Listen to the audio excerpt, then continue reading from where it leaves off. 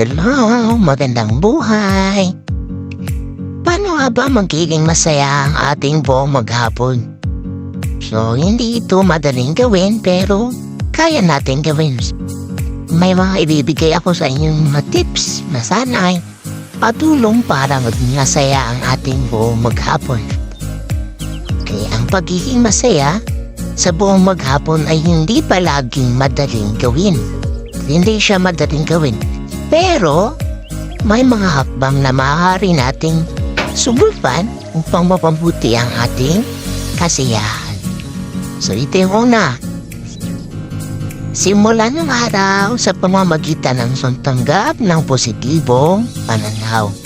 Magpasalamat sa mga bagay na mayroon ka at mag-focus sa mga magagandang aspeto ng inyong buhay. So, maging mapagpasalamat sa mga bagay na mayroon tayo sa ating buhay at maging positibo sa lahat ng mga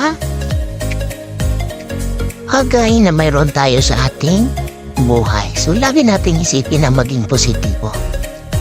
Kalawa, mahalaga rin na bigyan mo ang iyong sarili ng oras para sa mga bagay na nagbibigay sa iyo ng kaligayahan at kasiyahan. So, mahalaga din na magkaroon tayo ng oras.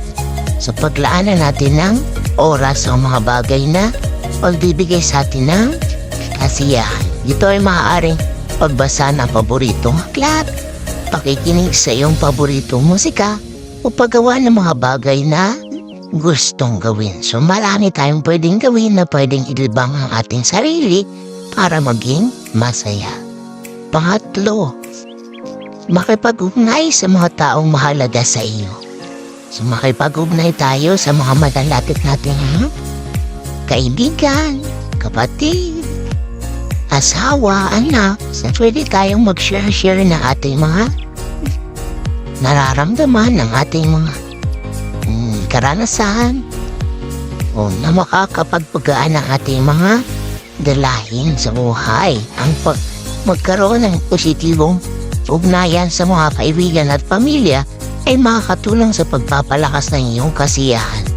Maglaan ng oras para sa kanila at gawing espesyal ang mga sandaling kasama sila. So, magkaroon tayo ng oras para sa ating mga kaibigan at lalo tigit sa ating pamilya. So, pang-apat, huwag kalimutang halagaan ang iyong kalusugan. So, ito ay napakahalaga ang ating kalusugan.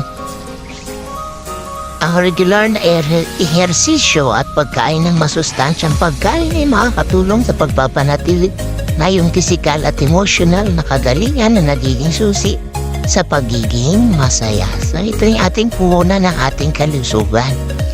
So, regular na ehersisyo at masustansyang pagkain. So, yun yung mga pangunahing dapat natin gawin para malusog ang ating mga pangangatawan. Panglima, subukan ng mga bagong bagay at pagkakataon.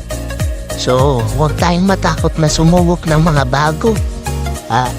Ang paglilibang sa mga bagong gawain at pagsubok sa mga bagong karanasan ay maaaring magdulot ng kasiyahan at excitement sa iyong buhay. So, magkaroon tayo ng panahon para mag-explore, subok ng mga bagay, mga bago para sa ating sisiya, kasasaya at ka-excite ng ating buhay. Pang-anim, magbigay ng panahon para sa pagpapahinga at pag-relax. So, ito ay mahalaga din ang pagpapahinga at pag-relax. Hindi lahat ng oras ay dapat puno ng gawain at aktibidad. Mahalaga rin ang magkaroon ng sapat na oras para sa iyong sarili upang magpahinga at mag-recharge. So, mahalaga rin na tayo ay magpahinga. So, ito ay para makarelax tayo at makarecharge na naman tayo ng panibagong energy. Ikapito, ito rin yung mga pagsubok din ng mga pagkakataon sa paglago at pagpapalakas. Sa halip na mabigatan, tanggapin ang mga habong bilang bahagi ng buhay at pagkakataon upang matuto lumago. So, yung mga pagsubok na dumarating sa ating buhay, gawin natin inspirasyon. Sana mayroon kayo natutunan sa ating mga tips na ibinahagi ngayong araw. Mabuhay tayong lahat, ina, sa bawat isa.